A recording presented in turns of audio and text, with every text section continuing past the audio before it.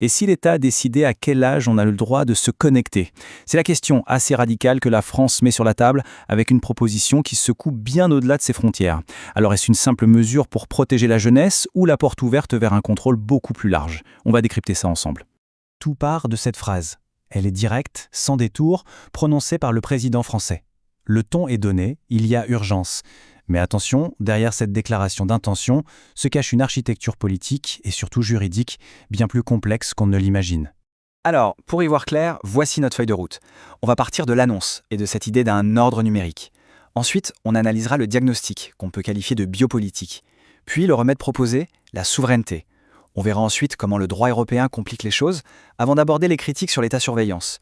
Et on terminera sur la question centrale, où est-ce qu'on place la limite ? Allez, on plonge dans le vif du sujet. Cette annonce, ce n'est pas juste une loi de plus, non. C'est l'ambition d'établir ce que l'Élysée appelle un ordre public numérique. L'idée, au fond, c'est de dire « stop, les règles du monde physique doivent enfin s'appliquer avec la même force dans l'espace digital ». Et là, le mot d'ordre, c'est vitesse. Le gouvernement veut aller très très vite. La procédure accélérée, pour faire simple, c'est une sorte de voie rapide au Parlement pour faire adopter la loi. L'objectif, c'est une application dès septembre 2026. C'est clair, il y a une vraie détermination politique à en faire un marqueur fort. Mais pour justifier une mesure aussi radicale, il faut un diagnostic qui frappe fort, non? Et c'est là que le discours devient vraiment fascinant. L'État ne se présente plus comme un simple arbitre, mais carrément comme un protecteur de la santé publique. Et on touche ici à un concept absolument clé, la biopolitique de l'enfance. Ça sonne un peu complexe, mais l'idée est assez simple. Pour justifier son intervention, le pouvoir va médicaliser le débat. L'usage des réseaux sociaux, ce n'est plus une question de loisir ou de lien social, non, ça devient une question de santé mentale, de développement du cerveau. Et voilà comment cette pathologisation prend forme. On ne parle plus de risque, on parle d'une épidémie de harcèlement, de conception addictogène, bref de troubles qui relèvent du médical. L'espace numérique est dépeint comme une zone dangereuse, presque toxique pour le cerveau des plus jeunes. Et pour bien faire passer le message, on appuie le diagnostic avec des chiffres chocs, comme celui-ci. 21% des collégiens seraient victimes de cyberharcèlement. En mettant un chiffre sur le danger, le discours crée un sentiment d'urgence qui, bien sûr, justifie une action politique forte, quitte à bousculer un peu le principe de liberté. Donc on a un diagnostic sanitaire. Mais le remède proposé, lui, il n'est pas seulement médical. Il est éminemment politique.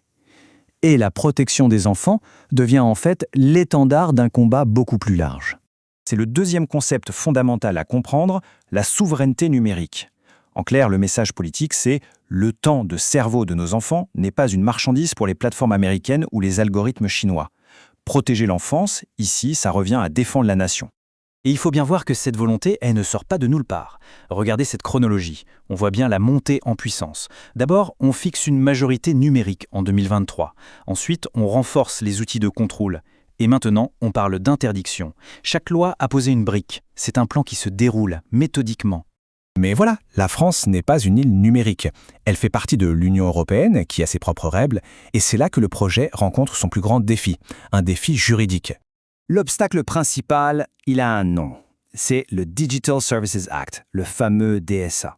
C'est le grand règlement qui fixe les règles du jeu pour le numérique dans toute l'Europe. Et son but, c'est l'harmonisation. Éviter que chaque pays fasse sa petite loi dans son coin, ce qui serait un cauchemar pour tout le monde. Alors, où est-ce que ça coince ? Eh bien, c'est une ligne de crête juridique très très fine.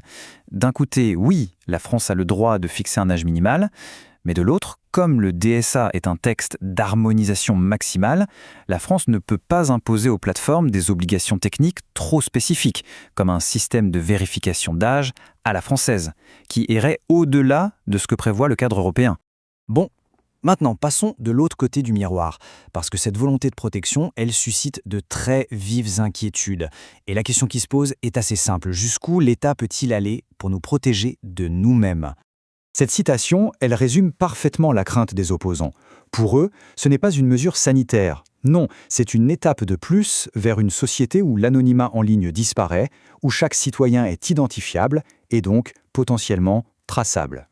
Ce tableau montre bien la double lecture du projet. D'un côté, des objectifs tout à fait louables, protéger, lutter contre le harcèlement.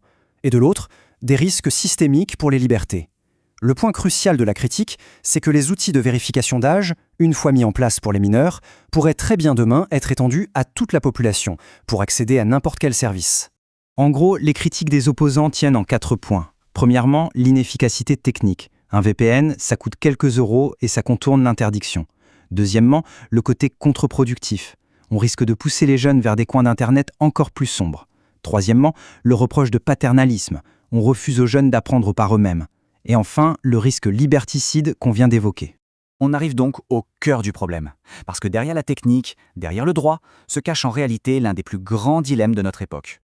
D'un côté, l'impératif de protéger les plus vulnérables. De l'autre, le risque d'une société de surveillance généralisée. La question finale que ce débat nous impose à tous, c'est donc celle-ci. Entre la sécurité et la liberté, où est-ce qu'on place la limite ?